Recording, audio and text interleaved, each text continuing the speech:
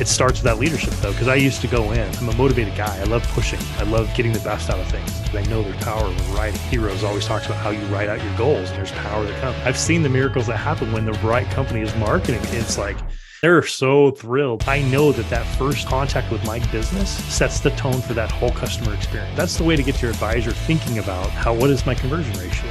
A good qualified lead, I have an 85% closing ratio. We have to be nice when we answer that phone. That's the number one rule. When we say you're trusting us, it's more relational building.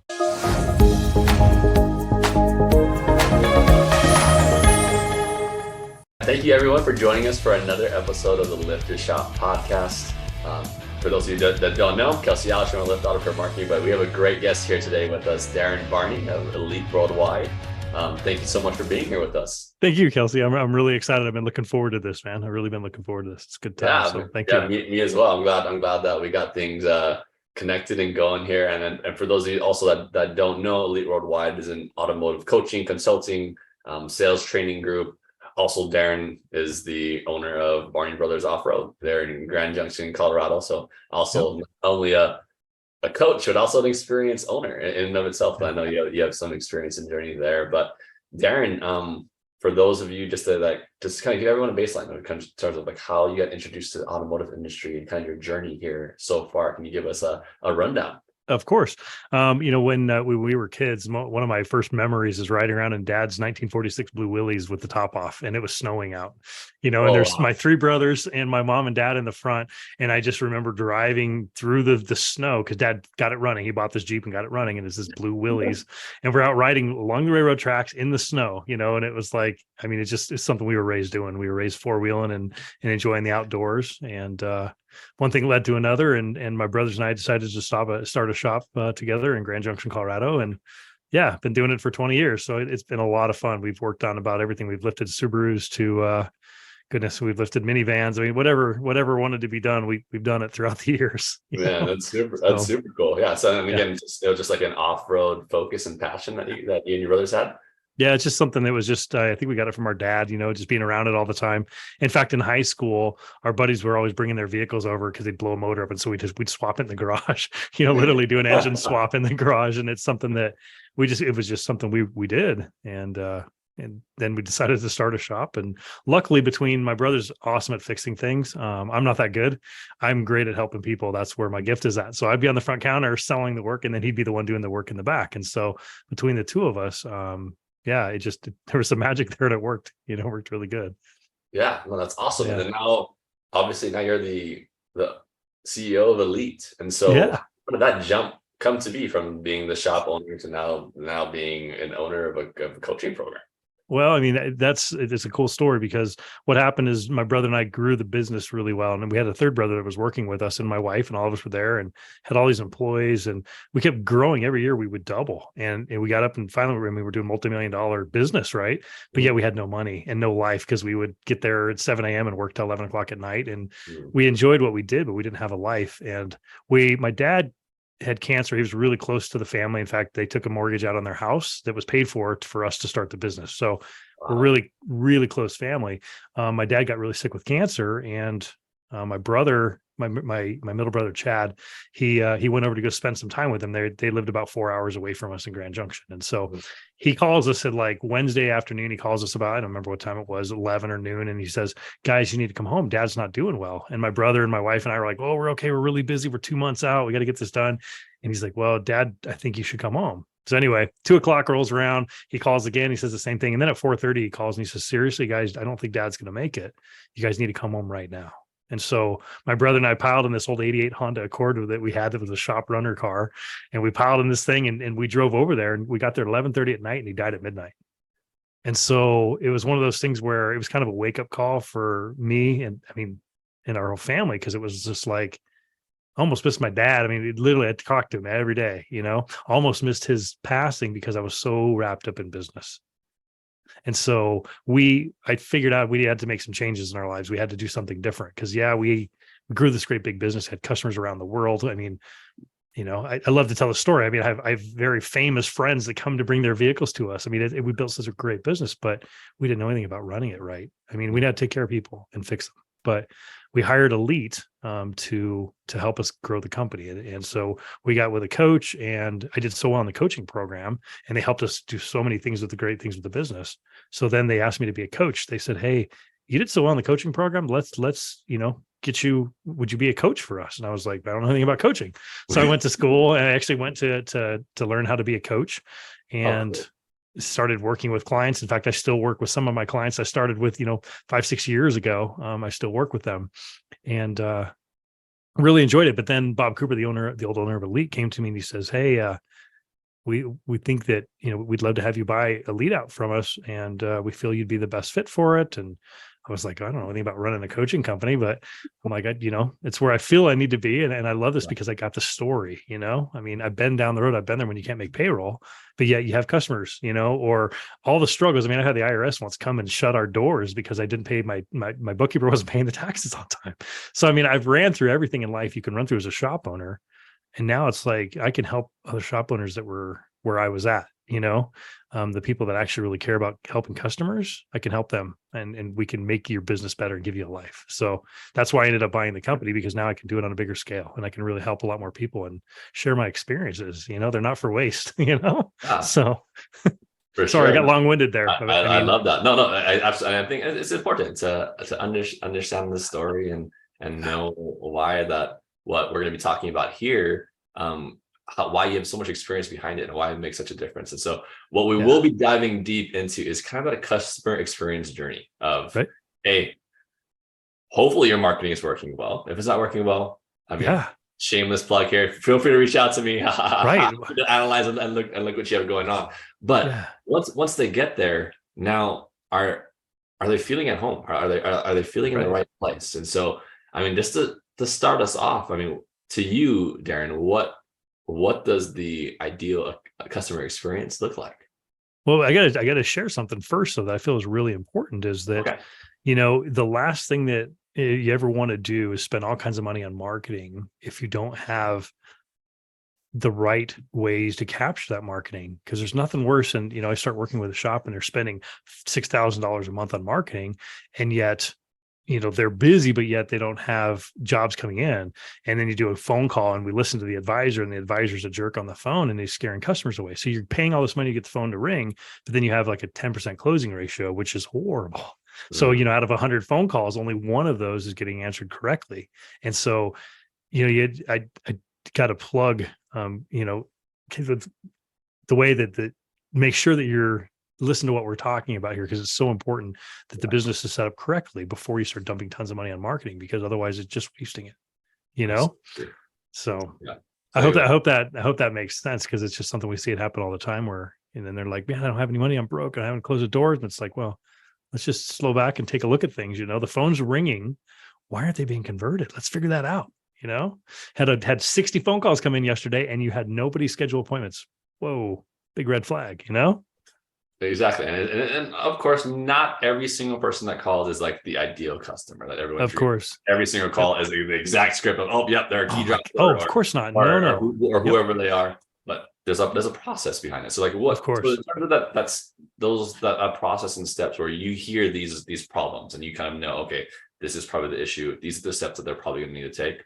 Yeah. Where do you go first? Where do you guide them in terms of, hey, let's look at this? So Kelsey, I got to just say something here that you probably need to cut that out. I apologize. This is about you, and I don't want to take away from helping your business out either.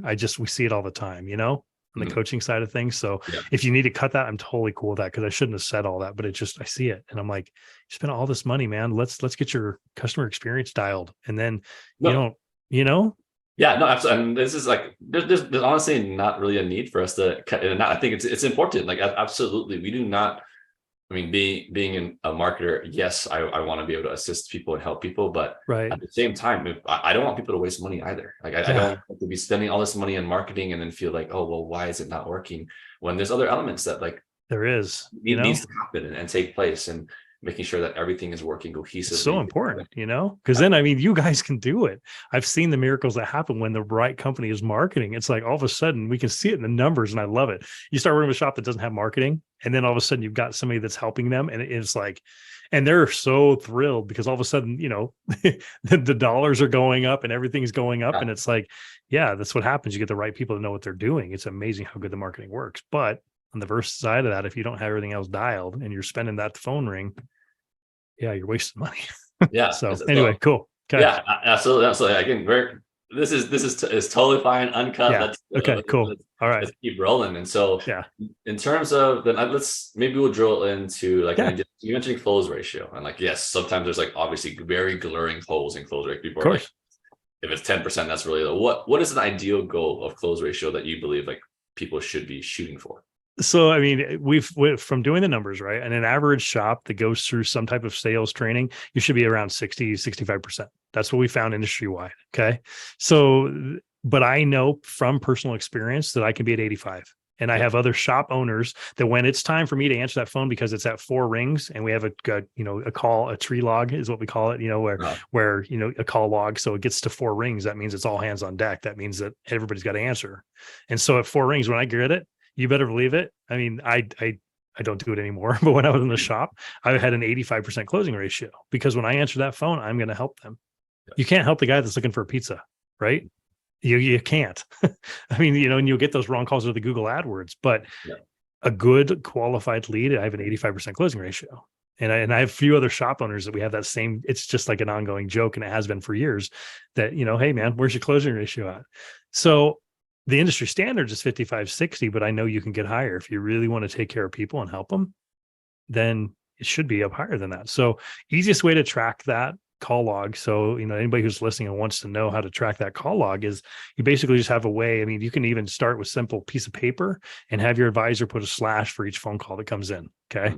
I know it's elementary, right? But it's the easiest way to get started. And so you get to the 5 and you put the 4 and then the 5 is a slash, right? So then you can look at the end of the day and say, well, I had 10 calls come in and I converted 2 of those to customers. Cool. Okay. Hey, 20%, not bad at all, right? But at least we got metrics to understand where it's at. I have shops now. I mean, in my own business, I actually have digital spreadsheets that everybody uses on Google Sheets. And all of my advisors track their daily call log every day, and they all track it in Google Sheets. So my manager can look at it at any time and go, wow, you had 80 calls come in today, and we had this many converted to invoices or, whatever. It's like, okay, cool. We're doing good. But you got to, I mean, that's just the easiest way to do it, to start tracking on paper. Right. And the ones that I started with when we started the shop, when I started doing this a long time ago, anyway, I would go in and we actually would put if they were calling for service or if they were calling for wrong number, or if it was a trash call is what we call it, a Google, whatever, that's not qualified lead. And then we had qualified leads. That way you're not penalizing the advisor and you're saying, hey, you should be at 55, 60. And he had, a bunch of trash calls that day. Yeah. So I like to differentiate what it is.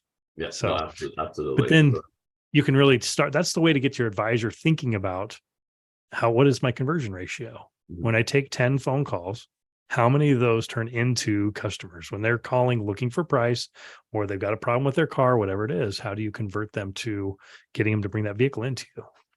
So then now that yes, they're trying to write down the numbers, or hopefully they have some sort of software or things that are tracking it for them, making life a little bit easier. But once you start realizing the numbers, yes, there should be an improvement there. But I think there's even more that typically people need to learn and be able to discover and adjust. So what would be those things, and how would you go about helping the service advisor adjust from there? Well, I mean, once you figured out how to track the numbers, the software is great. There's so many programs out there that do it for you.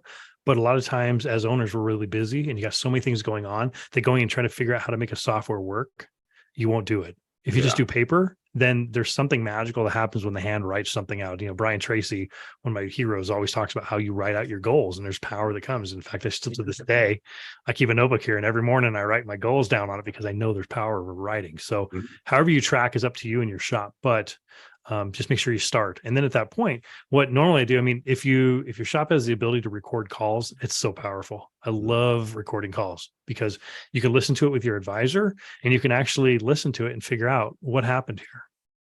As a service advisor, your number one job, and we teach this in our master's class, which is our service advisor class at Elite, is that your number one job as a service advisor is to help to lower anxiety.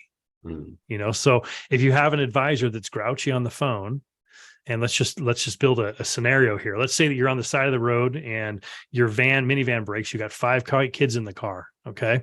And you're screaming on the side of the road and your van blows up. All of a sudden it quits running and it's 100 degrees out and you're freaking out and you look up in the phone and you find some shop to call. And I call and I'm calling to talk to Kelsey and I'm like, oh my goodness. Okay. I hope he can help me.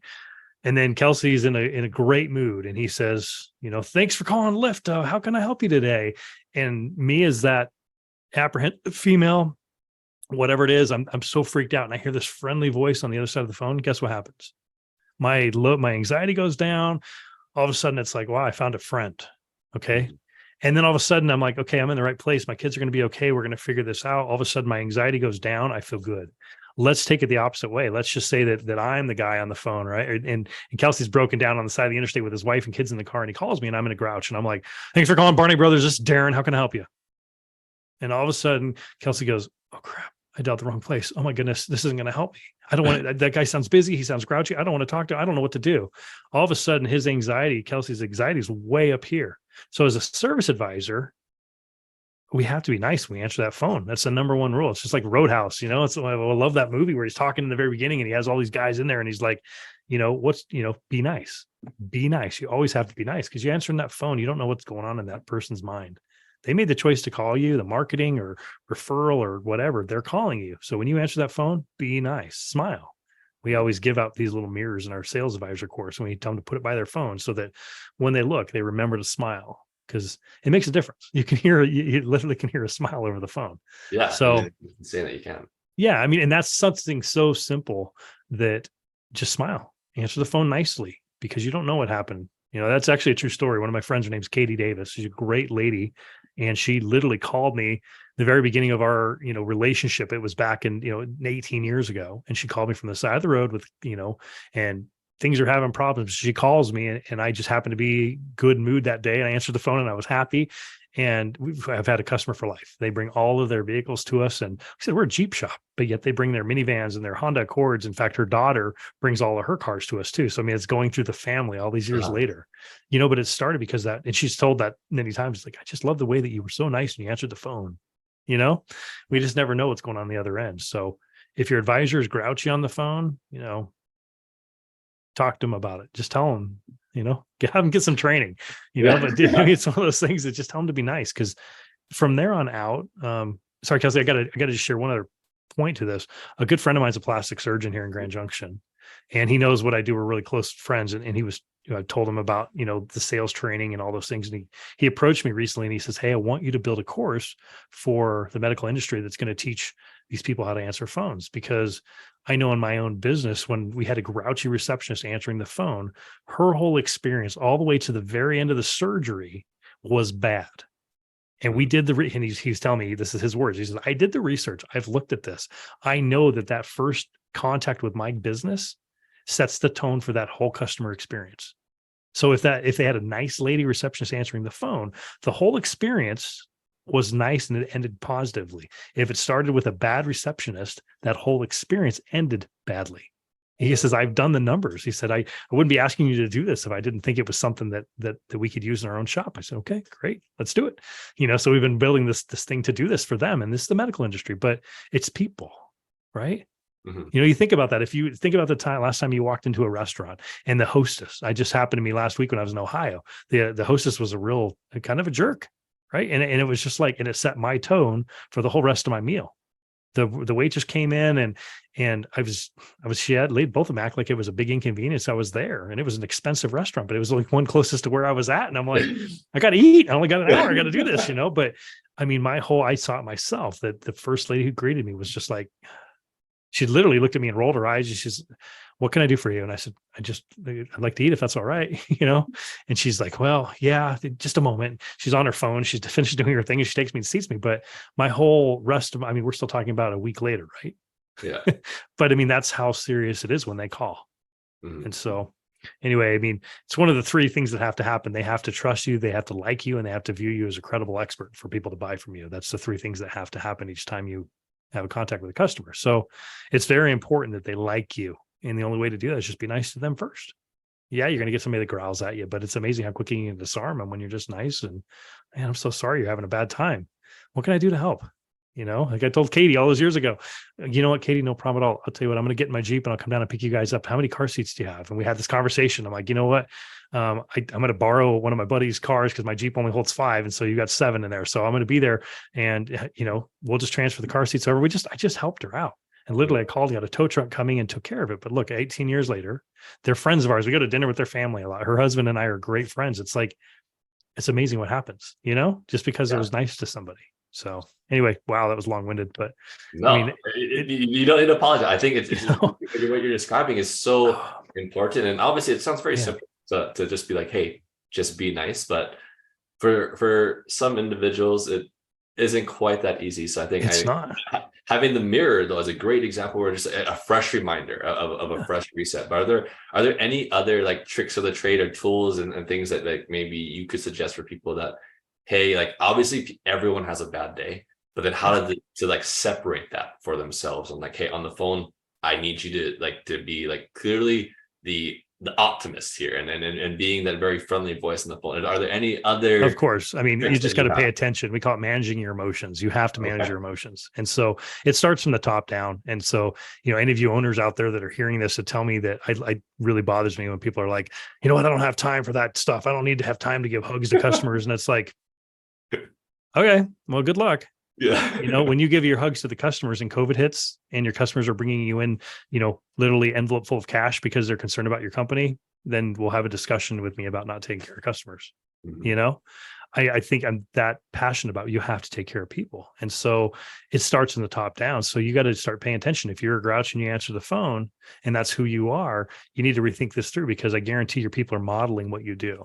And so you answer the phone and you're a grouch where you are, they're going to do the same thing. So it starts from the top down and just paying attention to it, And if you don't believe me on this is one of those things of when the rubber meets the road type thing, you got to go out and just try it. I have advisors that have always said, I've heard this numerous times throughout the years. It's like, well, I don't think they can actually tell when you're smiling. And it's like, you can totally tell. And I always tell them, it's like, just try it. And you'll see that this customer all of a sudden buys so much easier from you. A lot of service advisors are so money driven and results driven. And I'm like, trust me on this. Just smile, disarm them, help them to feel good, help them make good decisions. And you got friends for life. And they're going to tell all their friends to you. And you know what?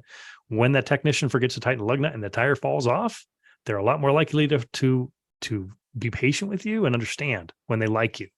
When you're a jerk and you answer that phone and the tire falls off, you're going to have major issues on your hands. But that right person, trust me, I've screwed up so many times in business. When we're nice and they like you, they're afraid to call you. And they're like, oh my goodness, you won't believe it, but it's still leaking antifreeze. This is the 4th time it's been to you guys. I'm so sorry to even have to call you guys again. You guys have done so great to us. I've heard that before. Mm-hmm. It's like, yeah, it's a weird, Grand Cherokee and they've got weird leaks, but it's one of those things that it makes your life so much easier. Just like Matt was telling me about, the doctor stuff. When they know that you care and you're doing the best you can, even when you screw up, they're willing to work with you when they like you. When they don't, you got a big battle ahead of you. Yeah. So, anyway, I mean, I just that smiling and paying attention to your emotions are huge. So I could spend all day talking about how to control emotions and how to, in our shop, if you were to go and visit today, and I was there this morning, I actually went in and spent some time with my team and even our radio station, I've spent years of my life dedicated to trying to have a good customer experience. And even the radio station is very careful with what we listen to. It's either country or classic rock. We don't listen to any hip hop. We don't listen to any metal, screamo music, any of that stuff. My guys in the back, it's a little bit different. I give the techs a little bit more freedom, but up front, no way, because I got to lower anxiety. I got to help them to feel peaceful when they come in my shop. Classic rock, you're not going to offend anybody, and you're not going to offend anybody with the early country, So it doesn't matter if you like it or not. It's what your customers like. Yeah. So it's everything. It's all about creating that experience for your customers. So they feel peaceful when they call, when they come in, whatever it is. So, okay. Sorry again.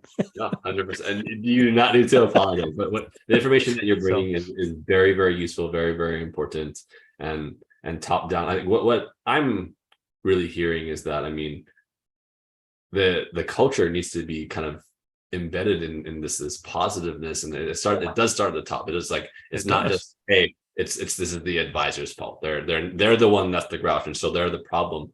Like, it could easily be a direct reflection upon you as the owner, of course, and the kind of the vibe that you're giving to the shop as a whole. Now, granted, you can control only so much, but I think the attitude that the owner displays plays a humongous factor into the overall feel of the shop. And so I guess, I mean, what would your huge be on? I mean, no, 100%. And you got to pay attention to it. You know, I have this thing that I still do here. I'm looking at my door over here, but it's called a door frame trigger. And I do this. I learned this from my friend, Brendan Bouchard. And it's like, anytime you walk through a door frame, you need to change your brain to where you're going.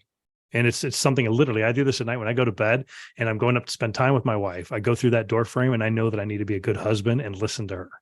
You know, when I go and I tell my kids goodnight and I go into their bedrooms, I go through that door and I know I need to be a good dad and tell them goodnight.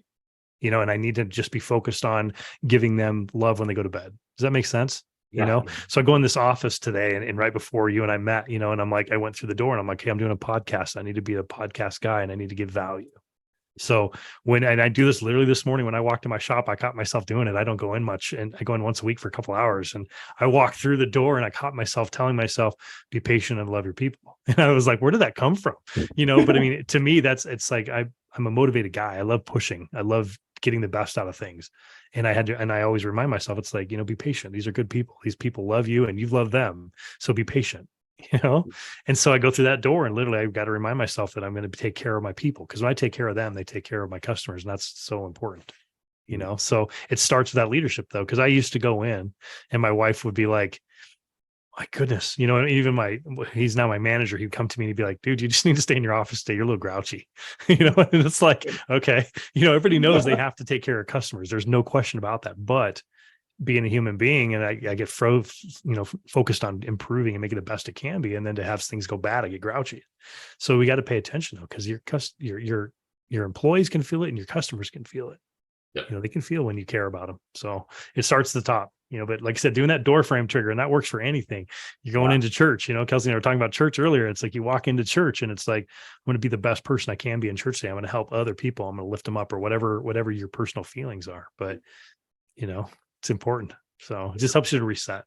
I think it's also important to reflect that, like, the action that you're doing for the person is serving them. You are, like, granted, you're as the advisor or the owner, maybe you're not the one directly wrenching anymore. Like you're the one back there, but at the end of the day, you're still, in the eyes of the customer, you're the one completing the service and you're serving them, and that makes them feel good. It's all about that love. Feel good too. Yeah, you got to take care of them. It's funny because I had an advisor that went through the master's program a couple of years ago, and she was really kind of grouchy, and her boss. So I talked to her and I'm like, you know, you got to be a little bit more friendly on the phone and so on and so forth. And I was teaching it with another person named Jen Moncluse.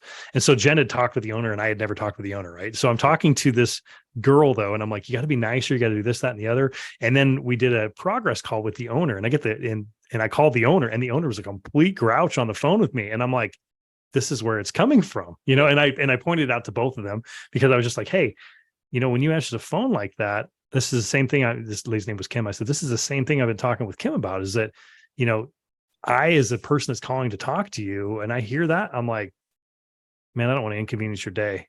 You know, sorry you're having a bad day. And I mean, your customers go through that too. And that's what I'm trying to get Kim to do, is be nice when she answers the phone, but it starts to top down. It does, you know? So anyway.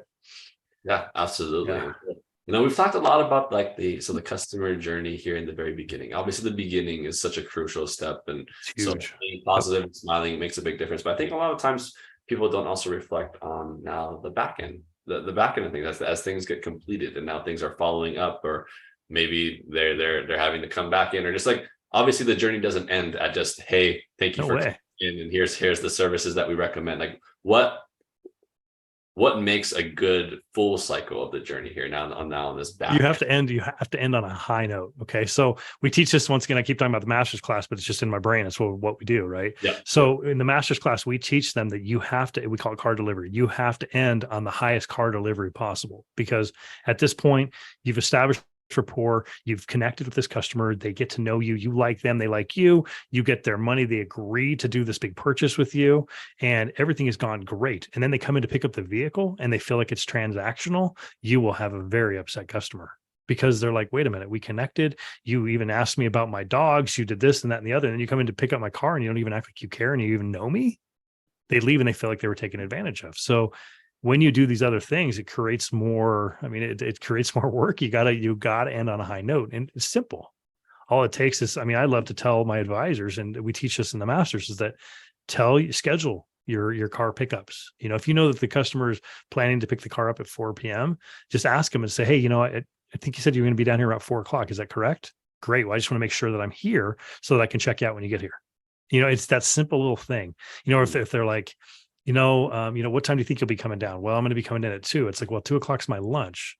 So is there any way you could come either before or after that? Because I really want to be here when you come to pick up your car. And if they're like, no, I can't, I got to be there at 2. It's like, no problem at all. I'm going to talk to Jason or my other advisor here and let them know you're coming so they can take care of you.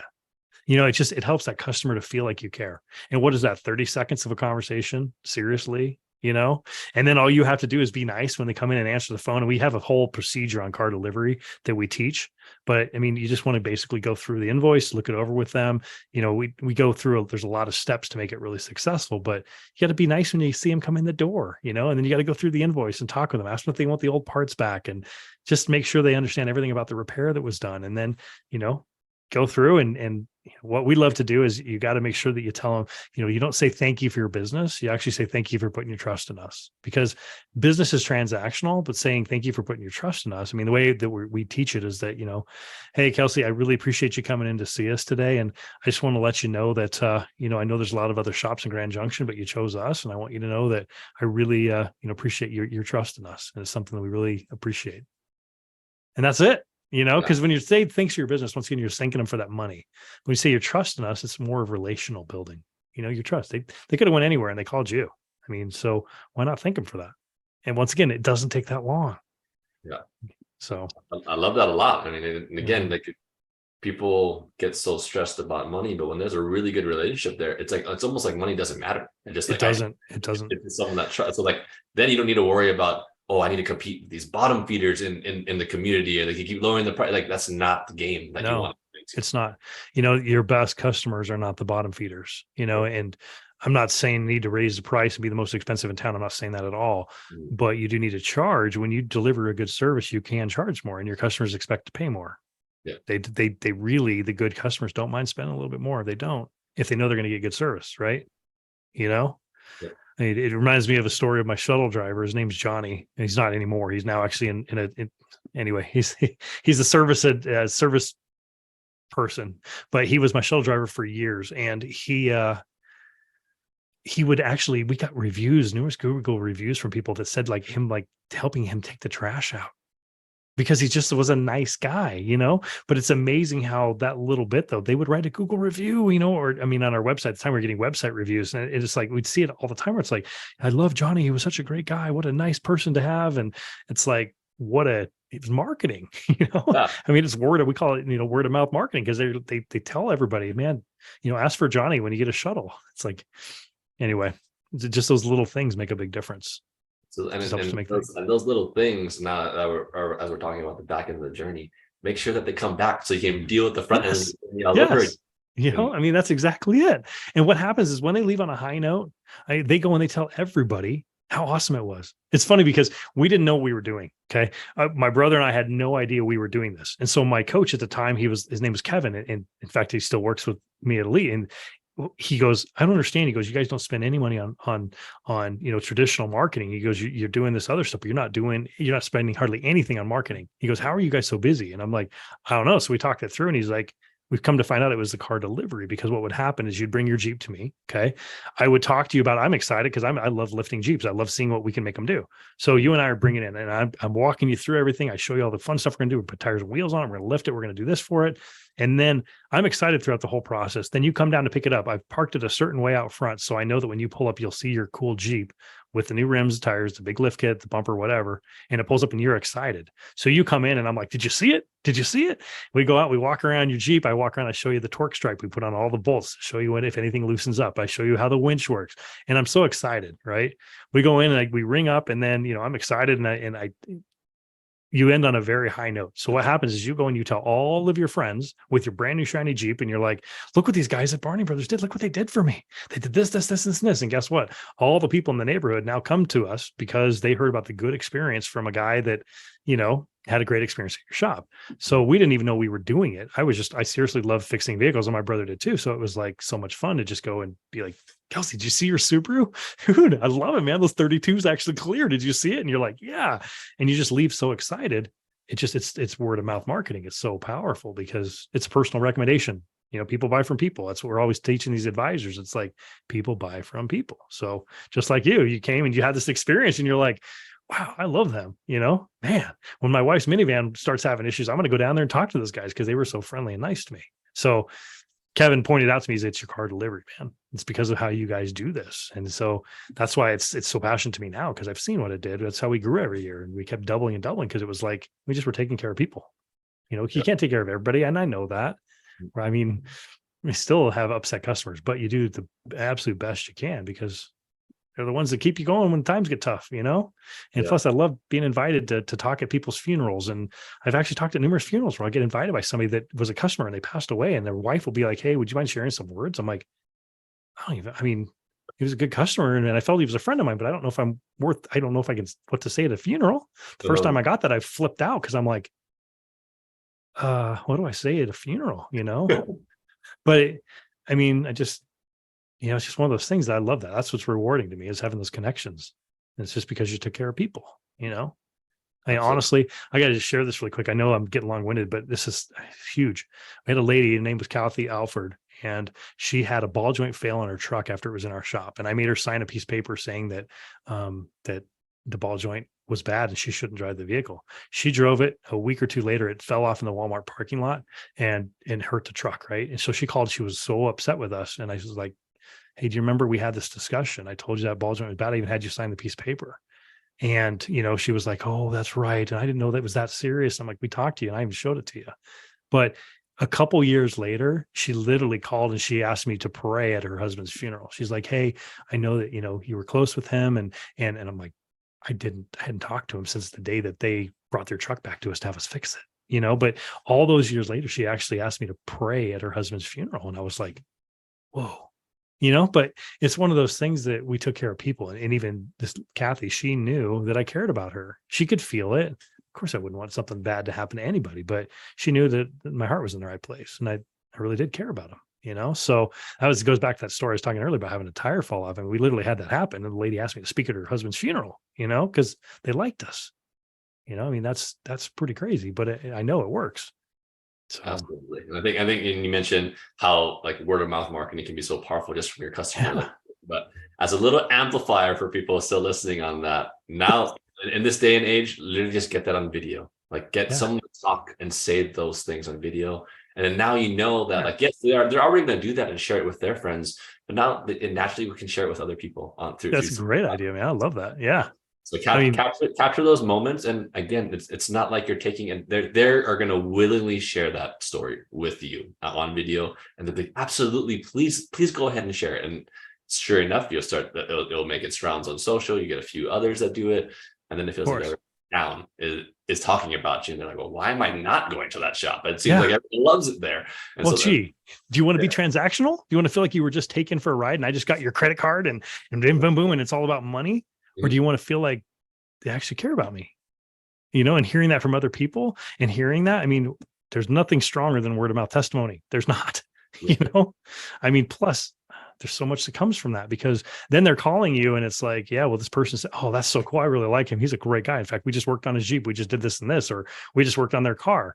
And all of a sudden it's going to help them to even say yes too. If we're looking at just, that part of it, it's like, it's also going to help them to know that you're a good shop to come to because you already took care of their friend. You're going to take care of them too. Absolutely. So, yeah. So I know you've mentioned how you guys have a master class, and so Yeah, so obviously I think everyone needs training of some kind, even if they of course. are all these things that we talked about. They're the perfect advisor. They're very positive. They care about the relationships, but regardless, I mean training is still needed for everyone. Everyone can Yeah. improve things slightly here and there. So in terms of your master's class, like how long is the program? How intensive is it? Do they come to you? Do you go to them? Like what does that all look like? So first off, I got to just tell everybody that's listening, any training for advisor, as long as it's ethics based, is good. You know, our master's class is 6 months. I mean, it's like the cream of the crop. Okay. It's a big investment for a shop owner, but we can take your advisor and we can turn them into superstars. And we've been doing this. We do it 4 times a year. We run a 6 month class and we've been doing it for 20 years. So, I mean, the proof is in the pudding, as they say, and it's just the results are there. But Yeah. anything, even just getting a phone, like we sell a phone thing on our website and it's like $100 and it's like, turn your phone into a gold mine. And it's like so powerful because it just walks your advisor through that stuff. So any type of training is so good because it just gets the seed planted into your advisor. It's like, well, I got to be nice when I'm answering the phone. Mhm. And they start thinking about it. And then your other advisors and other people that answer the phone around them start hearing it too. So I just to throw that in there because I mean the master's class you're looking at it's a $7,000 investment, over 6 months. It's substantial, but we know, I mean, we have so many, my own shop. In fact, I'm sending one of my people through the September course and all of my people have gone through it. I mean, all of my advisor people, and I've got 5 of them. And the newest one I hired is now going through it too. And I mean, I own the company and I teach the course and it's like, I'm still sending my own people through it. That's how powerful it is. So, I mean, we do 6 months of training. We do 3 days live. San Diego. We also do it in Denver. Sometimes we do it in Houston too. So it's across the nation. We do 3 days live with them, and then we do 6 months of follow up. And it's not recorded. It's actually instructor led presentations every week that we go through and we talk to them deeper dive stuff of that we went over in those 3 days. So we talked to them about how to establish rapport. We talked about telephone skills. We talked to them about single point, multi-point repair, how to sell diagnostics, or testing, and then how to, deal with objections, how to deal with upset customers. All that stuff is covered. So we do these deeper dives, we do role plays, and then we do testing groups. So we go through and we actually test them to make sure that what we're doing is sticking. And we do that for 6 months so that we can create a consistent change in behavior that, will affect your advisor. So it's really cool to watch people come in and change because you imagine if you, once again, you have an advisor and I've seen it, they're at 10% closing ratio. So that phone rings 10 times, 8 of those phone calls are going down the road to somebody else. All of a sudden you're getting 6 of those to say yes. All of a sudden it's like, wow, this is wonderful. That's why we have so many shops that send multiple advisors through. I've got a guy that has 4 shops in California, right in San Diego area, and he sends every one of his advisors through, and he's got all these locations, huge company, and he sends them all to us. And every time, no matter what, I mean, he gets a new advisor, they're with him for a month, and he sends it to us. And it's like we have multiple shops that do that because it's good for the dollars too. I mean, not to mention your customers going out and singing about how awesome your advisors are, and the Google reviews. Amazing how all that stuff improves, but it's really it's an awesome thing to be in. That's why I'm so passionate about it because I see it change lives. Your advisors and your customers and the owners and the shop, and it's just a big deal. So So I'm curious. I mean, this thought this crossed my mind, but in terms of finding these advisors, I know that's kind of how do you what are some rubrics that you have? Like, I want the advisors to hopefully at least check these boxes, and then obviously we can train them and make them into the superstar. But I'm guessing there are some boxes that need to be checked. Yeah, there's three we always look for: attitude, aptitude, and ethics. Okay, so attitude is huge. So this is every master's class, and we do 4 of these a year. Everyone will have somebody that has only been doing automotive service advising for a month or less, because somebody met them. One of my favorite students, her name was Kiana. And Kiana was just a rock star, but she came from managing a Wendy's or a Taco Bell. Okay.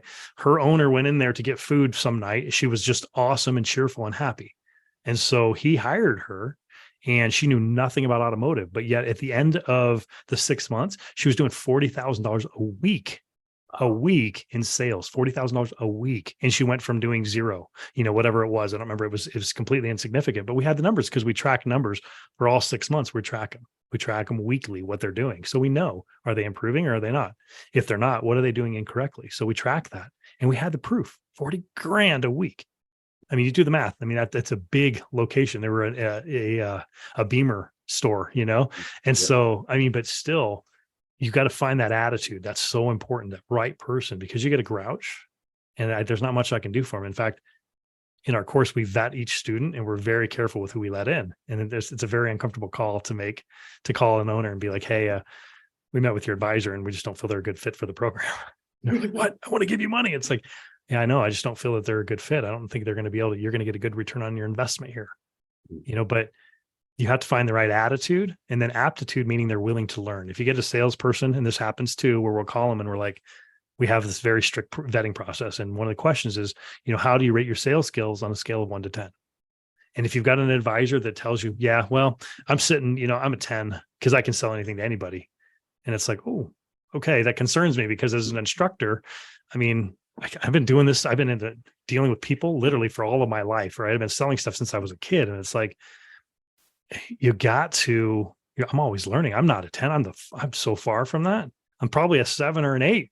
I mean, I've got a long ways to go. And I feel like I've been doing this for a long time, but anybody who tells me they're a 10, that tells me that aptitude, they already think they're good. I don't know if I'm gonna be able to help them because they're stuck in their ways. If their owner felt they were a 10, they wouldn't be sending them to the course. And I've had that conversation. I'm like, well, okay, well, explain to me that number. And sometimes it's just a matter of, well, I just feel like I'm really good and I can learn and I can do this stuff and I really love selling. So that's why I give myself a 10, because I'm always learning. It's like, okay, cool, great. Well, let's go through a role play. And then, we do the things, but if that aptitude is not there, they're not willing to learn or they don't want to learn. I've had advisors tell me, they're like, well, yeah, I just don't know. I've tried this stuff before. I just don't think it's going to work for me. It's like, cool, I get it. That aptitude is huge. And then ethics is something that you can't play with. You got an advisor that'll intentionally screw a customer. I don't want them in my business. I mean, that gets around really fast. You start taking advantage of customers, and that word travels very fast, faster than good words, I think, So yeah, attitude, aptitude, and ethics. But if you got somebody that you feel is a good fit and you like them and you feel like they'd be a good face for your company, because they are a face. They are. When I'm broke down the side of the road and I'm calling you, just like 90% of your customers, when they have an issue, they don't want to come to you. They got an oil leak or a smell or whatever. They don't want to come to you. If that face of the business is not good, they're going to go somewhere else and you're going to lose it, or they're going to come in and have a bad experience. So that important. But yeah, other than that, I mean, I love it when I have advisors that have experience, but sometimes, man, some of the best students are the ones that don't have any experience, because they come in and they're just like, in fact, the guy that co-teaches the masters with me, his name's Tom. He has 0 automotive experience, and he teaches a course on selling automotive repair. That tells you, because he's the first one to call a student out when they're like, well, you got to do a tranny flush and you got to do this, this, and this, and this, and this. And Tom goes, I don't even know what a tranny is. Because honestly, he's completely not automotive. What is a tranny? Oh, it's a transmission. Oh, but how many of your customers are that same way? We ramble off this and we're talking about millimeters. We're talking about this, that, and the other. And the customer's like, I have no idea what you just said. No clue. I just want my car fixed so I can get back to my life tonight after work. I want to get my car done. Why does it smell like pancakes? What's wrong with my car? It's getting hot and it smells like pancakes. I don't care about this other stuff. I just want to know, is my car going to be fixed? And so even with 0 automotive experience, just like Tom, it's all about taking care of people. You just have to say, you know what? I don't know the question about that answer you just asked me. I'm not sure, but let me go find out. I'm going to put you on hold. I'm going to go ask the tech. I'll be right back. Put them on hold. You go out, get the information, you come back to the customer and you're like, you know what? Thanks for holding that. Okay, I found out what that is. That smell is actually the smell of antifreeze being hot. And that's that smell that you're smelling. I didn't know either. I've smelled it, but I didn't know what it was. And the customer goes, cool, this guy actually really cares about me. I mean, it's that important that you have to be willing to ask questions and tell the customer right up front. And don't ever lie, because it always bites you, right? Tell them you don't know. I don't care how good you are and how many years you've been in the industry. You don't know it all. And when you tell that customer, I'm not sure, let me find out. They love it. So anyway, long-winded comment again. So well, this has been an amazing conversation. I think it was. Thanks, man. I've enjoyed it too. Everyone has gotten a lot out of this in terms of just ways that things can be improved, not only for within the front desk, but culturally within everyone that's there. Because it's not only like only the service advisor needs to be positive and happy. Everyone else, it doesn't matter for them. It even those technicians, I mean, it affects everyone. Because a lot of those techs, man, I mean, one of my closest friends works at the shop, and that's how I met him, was through that. And he's grouch. And I always have to remind him, I'm like, dude, be nice, man. It's like, I know I'm getting better. And he's improved so much, but you got to be nice to that customer, because the rest of everybody else to smile. And then they get a rain cloud. And I got to remind him that I'm like, just be nice, man. Just smile and just talk to him. And he's getting so much better because you do, but it's so true. Yeah. The world's full of rain clouds, man. Be some sun. Love that. Anyway, well, Darrin, thank you so much for being on here with us today. Thank you. Possibly want to reach back out, ask you questions, or learn more about the course class or whatever it may be. What is the best way to reach out to you? Our website, eliteworldwide.com is the best way to look us up. Just get on there and there's a contact us form and fill it out. And I see all those come through. So yeah, reach out to us. We'd love to talk to you. We actually have another program that's called SMU, and it's a light version and it's a lot cheaper and it's all online. So your instructor or your advisor can watch service advisor training, and it's really reasonable. So they can watch that whenever they want. So in a slow day, they can actually go and do one of the modules, and unless they pass the test, they can't get on to the next one. And I have advisors that have taken that at home or on their lunch breaks or whatever. And so it's really cool because as an owner, you also get a notification when they pass the module. And so it's really cool because it helps out without having to get into, a big investment. Go try this one first and see what you think. And you'll be like, okay, and you see improvements, and all of a sudden customers are, requesting them or giving good Google reviews. And it's like, wow, this does work. So, but yeah, eliteworldwide.com is our website. That's the best way to get a hold of us. So, perfect. All right. Well, thank you, Darrin, again for being here. Thank you, Kelsey. Thank you, whoever has continued to watch with us. Hopefully, you got a lot out of it today. Again, I'm Kelsey with Lift Auto Repair Marketing. If you haven't already liked and subscribed, please go ahead and do so on the buttons below. But again, thank you so much for being here. We'll talk to you guys again next time.